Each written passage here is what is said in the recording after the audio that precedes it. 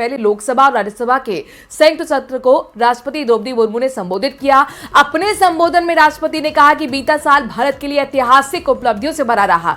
अपने संबोधन में उन्होंने एशियन गेम्स के इतिहास में सबसे ज्यादा मेडल, चंद्रयान 3 की सफलता, राम मंदिर निर्माण का सपना पूरा होने का जिक्र किया। राष्ट्रपति के मुताबिक गुलामी के दौर में बने कानून अब इतिहास का हिस्सा बन चुके हैं। उन्होंने कहा कि 3 तलाक की कुप्रथा को खत्म करने के लिए सरकार ने कड़े कानूनी प्रावधान किए। इससे पहले प्रधानमंत्री नरेंद्र मोदी ने सदन के बाहर मीडिया को संबोधित भी किया।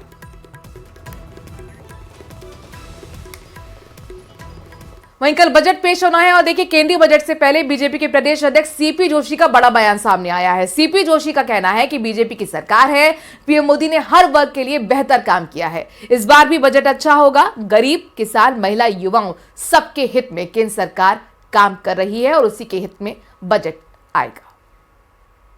देखिए, इस बजट में से ही नहीं, नरेंद्र मोदी जी के नेतृत्व में 2014 से इस राष्ट्र के उत्थान के लिए, उन्नति और प्रगति के लिए जो काम हुए हैं वो अविस्मरणीय है, अद्भुत।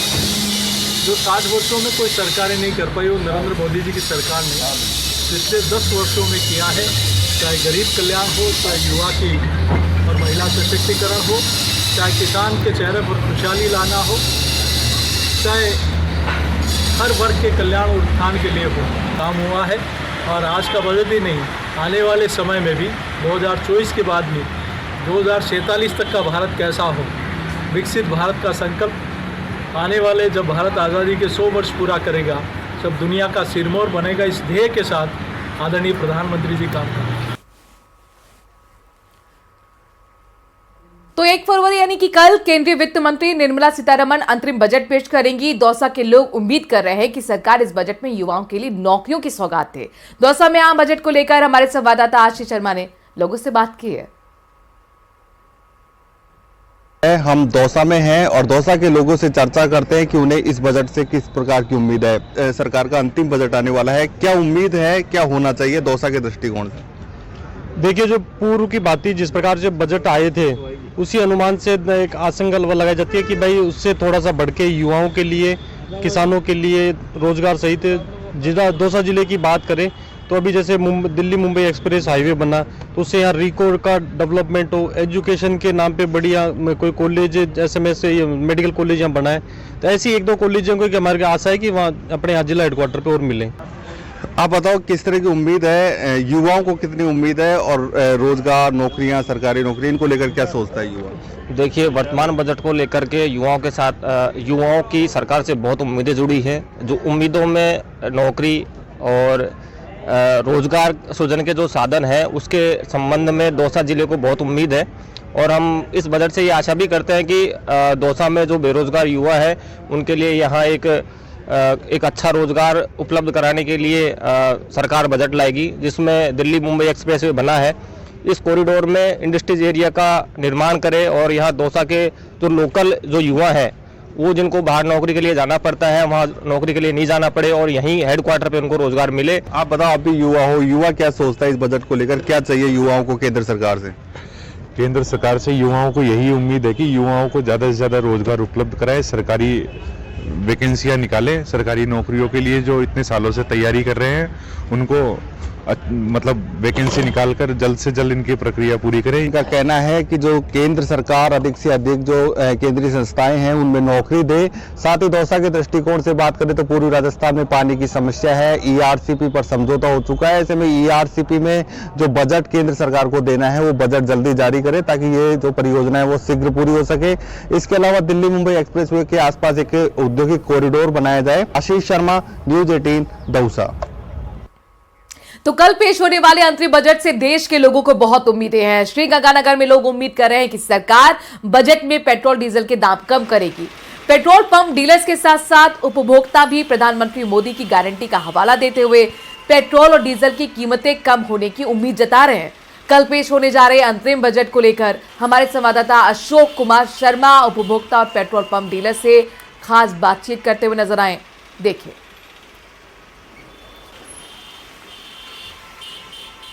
कल 1 फरवरी को केंद्र सरकार के द्वारा अंतरिम बजट पेश किया जा रहा है। कल पेश किए जा रहे अंतरिम बजट को लेकर विभिन्न वर्गों की विभिन्न उम्मीदें बनी हुई हैं।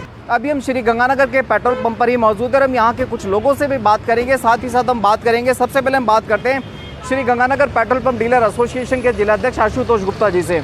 आशुतोष जी, क्या उम्मीद लग रही है? कल बजट आ रहा है, हम पिछले काफ़ी समय से लड़ाई लड़ रहे हैं पेट्रोल और डीजल की कीमतों में कमी को लेकर, और ये वो पेट्रोल पंप है जहाँ पर अब लगभग जो पेट्रोल की जो डीजल की बिक्री है वो लगभग ना के बराबर हो गई, क्योंकि पड़ोसी राज्य पंजाब में पेट्रोल तकरीबन 15 रुपये तो डीजल तकरीबन 10 से 11 रुपये प्रति लीटर तक सस्ता मिल रहा है। हमारे साथ कुछ उपभोक्ता मौजूद है। कल साहब बजट आ रहा है, कुछ उम्मीद है? हाँ, उम्मीद करता हूँ। क्या उम्मीद करके रख रहे हैं सब? डीजल के रेट कम हो जाए, पेट्रोल डीजल के रेट। हम आशुतोष जी आपसे जानना चाहेंगे कि यदि रेटें कम होती हैं या केंद्र सरकार कम नहीं कर पाती है तो क्या अभी भी कोई ऑप्शन अवेलेबल है राजस्थान सरकार की तरफ से? नहीं, राजस्थान सरकार तो फिर वैट कम कर दे, जो वैट पूरे हिंदुस्तान में सबसे ज़्यादा वैट राजस्थान सरकार की। दूसरा, रोड सेस उन्होंने लगा रखा है 1.5 रुपये लीटर पेट्रोल पे, 2.25 रुपये डीजल पे, वो कम करे। तीसरा, जो ट्रांसपोर्टेशन है उसका पूल काउंट बनाए। पूल काउंट अगर ये ट्रांसपोर्टेशन का कर देंगे तो भी 3-4 रुपये लीटर का पूरे राजस्थान में फ़र्क पड़ जाएगा। 4-5 रुपये ये कम कर दे, 9 रुपये उड़ गए, ख़त्म स्टोरी।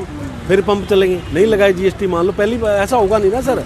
जब मोदी जी ने गारंटी दी है तो जीएसटी में लाएंगे जीएसटी में या पड़ोसी राज्यों के बराबर हमारा करेंगे। हमें मोदी जी पे पूरा।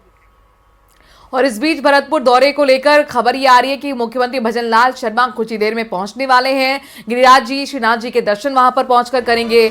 पुछरी में जन सुनवाई भी कर सकते हैं। दोपहर 3 बजे वापस जयपुर के लिए रवाना हो जाएंगे मुख्यमंत्री। तो आज के मुख्यमंत्री का कार्यक्रम भरतपुर दौरे का है। खबर यह है कि थोड़ी ही देर में भरतपुर पहुंचने वाले हैं मुख्यमंत्री भजनलाल शर्मा। और देखिए, सबसे पहले गिरिराज जी और श्रीनाथ जी के दर्शन करेंगे, इसके बाद पुछरी जाएंगे और वहां पर जनसुनवाई कर सकते हैं। 3 बजे वापस जयपुर में रवानगी हो जाएगी मुख्यमंत्री की। ईआरसीपी पर एमओयू साइन होने के बाद भरतपुर का पहला ये दौरा है, लिहाजा काफी महत्वपूर्ण इसे दौरा कहा जा सकता है, क्योंकि पूर्वी राजस्थान के 13 जिलों के लिए बड़ी सौगात है, जिसमें भरतपुर भी आता है। और ऐसे में भरतपुर में जब पहुंचेंगे मुख्यमंत्री तो फिर क्या कुछ कहा जाएगा उनकी तरफ से, महत्वपूर्ण होगा देखना। दीपक हमारे संवाददाता भरतपुर से लाइव हमारे साथ जुड़ गए हैं। दीपक, क्या स्टेटस है? मुख्यमंत्री भजनलाल शर्मा कितनी देर में पहुंचने वाले हैं?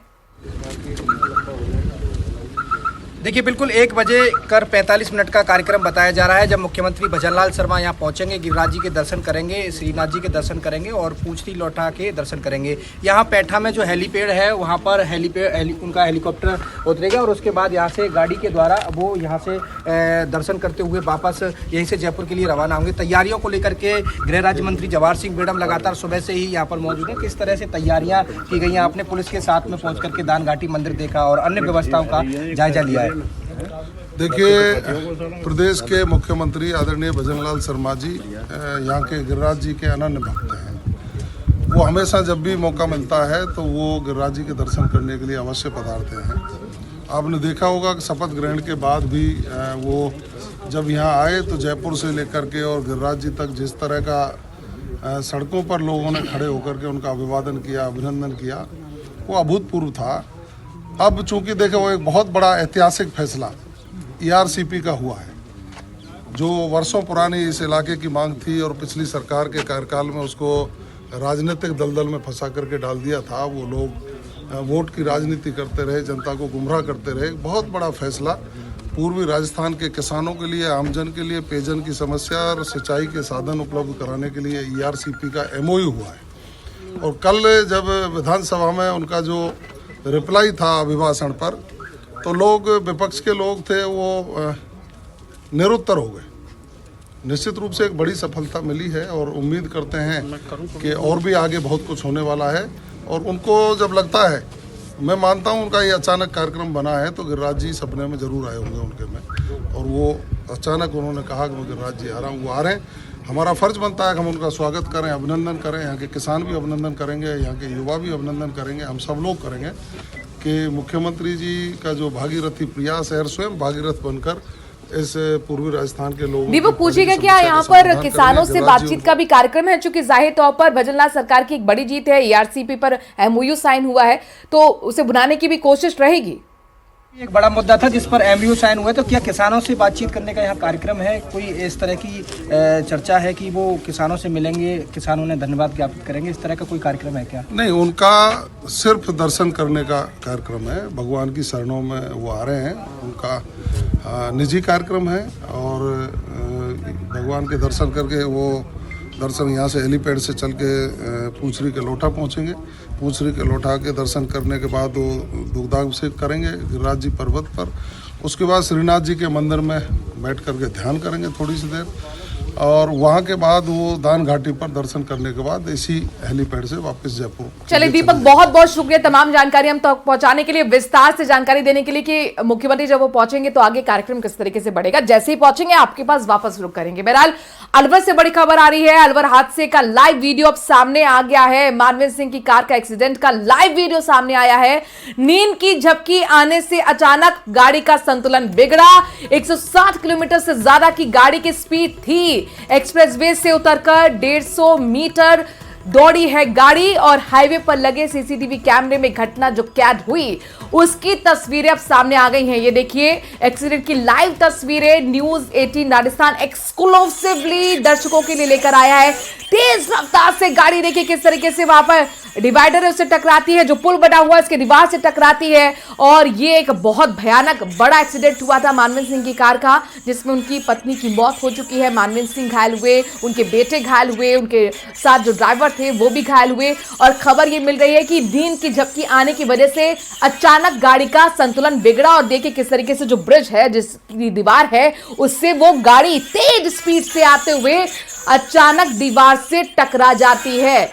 इस हादसे में उनकी पत्नी की मौत हो चुकी है। तो पूर्व केंद्रीय मंत्री के बेटे मानवेंद्र सिंह की कार के एक्सीडेंट का ये वीडियो अपने दर्शकों को हम दिखा रहे हैं। लाइव वीडियो में आप देखिए किस तरीके से यह हादसा हुआ। नींद की झपकी लगी और झपकी की वजह से संतुलन गाड़ी का बिगड़ा, तेज स्पीड के साथ दीवार से टकराई गाड़ी और हादसा। राजेंद्र हमारे संवाददाता इस खबर पर ज्यादा जानकारी के साथ जुड़ गए। राजेंद्र देखिए लगातार यही सवाल था कि क्या कारण रहा होगा, नींद की झपकी रही होगी, ओवर स्पीड रही होगी और वो तस्वीरें बयां कर रही हैं कि कितना जबरदस्त यह हादसा रहा। 160 किलोमीटर की रफ्तार से गाड़ी दौड़ती हुई और अचानक दीवार में घुस जाती है।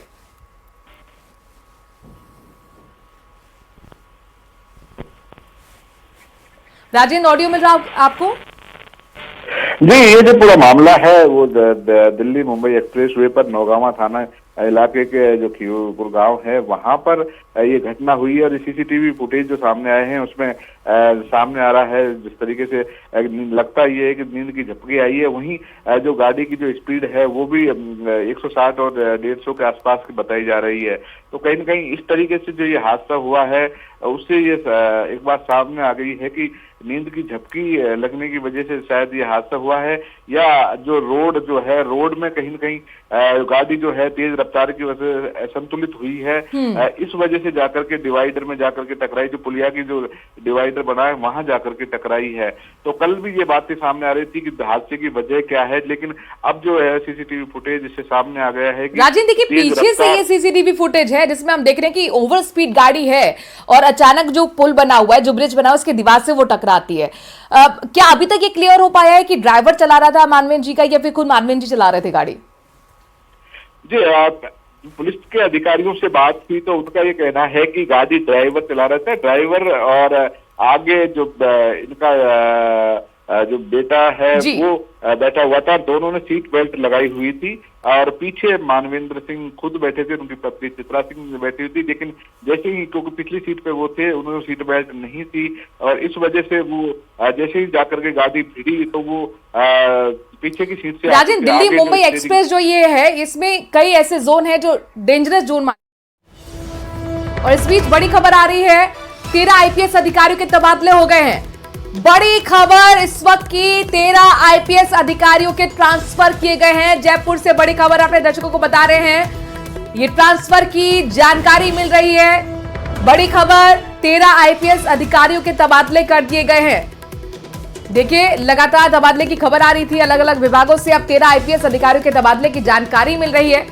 बड़ी खबर जयपुर से सरकार बदली और उसके बाद यहां पर प्रशासनिक फेरबदल भी, 13 आईपीएस अधिकारियों के तबादले।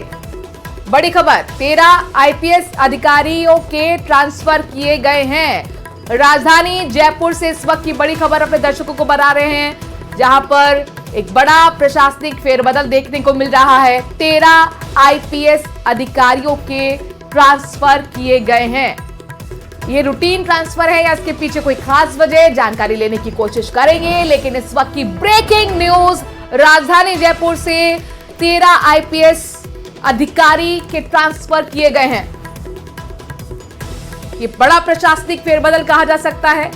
13 आईपीएस अधिकारियों के तबादले। राजधानी जयपुर से इस वक्त की बड़ी खबर अपने दर्शकों को हम बता रहे हैं। खबर ये कि 13 आईपीएस अधिकारियों के तबादले कर दिए गए हैं, उनके ट्रांसफर कर दिए गए हैं। ये एक बड़ा प्रशासनिक फेरबदल कहा जा सकता है। तो राजस्थान से बड़ी खबर, जयपुर से ये बड़ी खबर, जहां पर 13 आईपीएस अधिकारियों के ट्रांसफर कर दिए गए हैं। अब ये रूटीन ट्रांसफर इसे माना जाए या कोई इसके पीछे खास वजह है, विस्तार से अपने दर्शकों को बताएंगे जैसे हमारे संवाददाता जुड़ेंगे। लेकिन बिग ब्रेकिंग न्यूज 18 राजस्थान पर जयपुर से बड़ी खबर ये कि 13 आईपीएस अधिकारियों के ट्रांसफर कर दिए गए हैं। इससे पहले आपने देखा था कि सीएस खुद अलग अलग विभाग में जाकर औचक निरीक्षण कर रहे थे। कई अधिकारियों पर गाज भी जेडीए के अंदर गिरी, कलेक्टर में भी पहुंचे। और ये देखिए, अपने दर्शकों को हम दिखा रहे हैं ये आदेश की प्रति। ये आदेश की प्रति अपने दर्शकों को न्यूज 18 राजस्थान दिखा रहा है। 13 आईपीएस अधिकारियों के ट्रांसफर कर दिए गए हैं। प्रदेश के अंदर बड़ा प्रशासनिक फेरबदल हुआ है। खबर मिल रही है कि 13 आईपीएस अधिकारियों के ट्रांसफर कर दिए गए हैं। कानून व्यवस्था एक बड़ा मुद्दा राजस्थान के अंदर हमेशा से रहा है और इसको लेकर खुद मुख्यमंत्री कहते रहे हैं कि कानून व्यवस्था हम बेहतर करेंगे। और लिहाजा देखिए, यहां पर एक बड़ा प्रशासनिक फेरबदल भी हुआ। 13 आईपीएस अधिकारियों के ट्रांसफर किए गए हैं। एक बड़ा चुनावी वादा बीजेपी का कि कानून व्यवस्था बेहतर होगी, लिहाजा अब ये एक बड़ा चेंज देखने को मिल रहा है। प्रशासनिक फेरबदल हुआ है राजस्थान के अंदर। 13 आईपीएस अधिकारियों के ट्रांसफर किए गए हैं। किस अधिकारी को कहां ट्रांसफर किया गया है, ये पूरा जो सूची है, जो प्रति है आदेश की, न्यूज 18 राजस्थान पर आप देख पा रहे हैं। 13 ये आईपीएस अधिकारी हैं जिनके ट्रांसफर किए गए हैं। इसे बड़ा प्रशासनिक फेरबदल माना जा रहा है। चलिए, इस खबर से जुड़ी है हर एक अपडेट अपने दर्शकों तक पहुंचाएंगे। बहरहाल एक बार फिर रुक करते हैं मानवेंद्र सिंह के साथ जो एक्सीडेंट हुआ था। दरअसल पूर्व सांसद मानवेंद्र सिंह की पत्नी चित्रा सिंह का शव अब जोधपुर लाया गया है। जोधपुर स्थित मानवेंद्र सिंह के फार्म हाउस पर शव को रखा गया है, जहां पर 1 फरवरी को शव का अंतिम संस्कार किया जाएगा। जानकारी के मुताबिक पूर्व सांसद मानवेंद्र सिंह जसोल की बेटी हर्षिनी कंवर के इटली से लौटने के बाद अंतिम संस्कार किया जाएगा। वहीं जोधपुर में समाज के लोग और रिश्तेदार उनके आवास पर पहुंचना शुरू हो चुके हैं। बता दें कि मंगलवार शाम यानी कि कल शाम एक भीषण सड़क हादसा हुआ था, जिसमें पूर्व सांसद की पत्नी की मौत हो गई थी। मानवेंद्र सिंह जसोल और उनका बेटा घायल हुआ था। घायल पिता पुत्र को गुरुग्राम इलाज के लिए शिफ्ट किया गया है।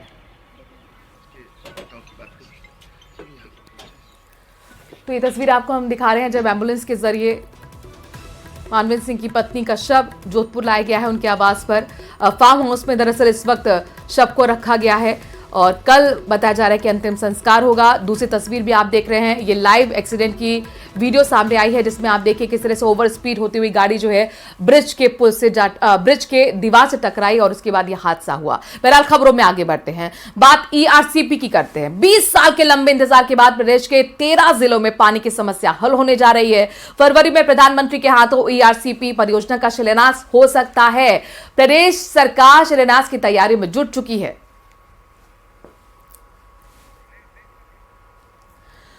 तो जयपुर से बड़ी खबर मिल रही है ईआरसीपी पर। मंत्री किरोड़ी लाल मीणा का बड़ा बयान सामने आया है। उनका कहना है कि पीएम मोदी से ईआरसीपी के शिलान्यास की तैयारी हम कर रहे हैं। सीएम से बकायदा हमने भूमि पूजन में प्रधानमंत्री को बुलाने का आग्रह भी किया है। सफलतापूर्वक कार्यक्रम का आयोजन होगा, यह दावा किया जा रहा है। राष्ट्रीय परियोजना ईआरसीपी का ऐतिहासिक भूमि पूजन होगा। तो देखिए, एक बड़ी जीत के तौर पर भजनलाल सरकार इसे मान रही है और उसे एक इवेंट के रूप में तब्दील किया जाए। भूमि पूजन को ऐतिहासिक बनाने की तैयारियां यहां पर शुरू हो चुकी है। खबर यह मिल रही है चूंकि किरोड़ी लाल मीणा साफ तौर पर कह रहे हैं कि मुख्यमंत्री से हमने आग्रह कर दिया है कि प्रधानमंत्री को बुलाएं और शिलान्यास करें इस योजना का, चूंकि राष्ट्रीय परियोजना अब हो चुकी है और ऐसे में तैयारियों में पूरा प्रशासनिक अमला जुट चुका है। तय करेगी सरकार, तय करेगी सरकार, जो भी कार्यक्रम तय करेगी उसको बड़ी सफलता से हम आयोजित करेंगे। मैंने मुख्यमंत्री जी को कहा है प्रधानमंत्री जी को भूमि पूजन में बुलाओ और एक बड़ी गैदरिंग करेंगे। तो हो सकता है ये मैंने जो मुख्यमंत्री जी को कहा है प्रधानमंत्री जी इसमें आए, क्योंकि ये राष्ट्रीय परियोजना घोषित होगी कि सभी बांधों को जोड़ा जाए तो डीपीआर रिवाइज होगी। जो 37,000 करोड़ का प्रोजेक्ट है वो डीपीआर रिवाइज होती है, हो सकता है 50,000 करोड़ तक पहुँचे। उदाहरण के तौर पर हमारे सवाई दौसा जिले में 13 बांध हैं, जिसमें से केवल एक बांध ही जोड़ा था पिछली सरकार ने, अब पूरे 13 के 13 बांध इसमें जोड़ दिए। तो ये एक जीवनदायिनी योजना पूर्वी राजस्थान के 13 जिलों के किसानों को मिली है। अजमेर से खबर है जहां पर सुरक्षा एजेंसियों ने बड़ी कार्रवाई करते हुए अवैध रूप से रह रहे बांग्लादेशी भाई बहन को गिरफ्तार किया है। पूछताछ के बाद दोनों को अलवर के को डिटेन सेंटर में वहां पर रखा गया है और दोनों ने भारत में अवैध रूप से घुसपैठ कर अपना आईडी कार्ड भी बनवाया था। गिरफ्तार भाई बहन का कहना है कि दोनों पहले भी फर्जी तरीके से भारत में आ चुके हैं। बांग्लादेश और इंडिया दोनों बॉर्डर के बीच एक एजेंट वहां पर रहते हैं जिनके जरिए वो भारत पहुंचे। और जयपुर से इस वक्त की बड़ी खबर, कावटिया अस्पताल में औचक निरीक्षण करने के लिए वहां पर पहुंची है टीम। प्रशासनिक सुधार विभाग की टीम का निरीक्षण यहां पर हुआ है। ओपीडी से लेकर आईपीडी में कर्मचारियों की उपस्थिति की जांच हुई। अस्पताल की व्यवस्थाओं को लेकर भी निरीक्षण किया गया। निरीक्षण के दौरान कुछ कर्मचारी देर से पहुंचे। वहीं देखिए, शिक्षा मंत्री मदन दिलावर भी पूरी तरह से एक्शन में नजर आ रहे हैं। आज आपको बताएं कि स्कूल के औचक निरीक्षण पर पहुंचे। उन्होंने सांगानेर वाटिका स्थित सरकारी स्कूलों में पहुंचकर रजिस्टर जांचने के साथ ही मौजूदा स्टाफ से जानकारी ली। इस दौरान उन्होंने वहां मौजूद बच्चों से भी बातचीत की। ये तस्वीरें आपके सामने हैं उस वक्त की।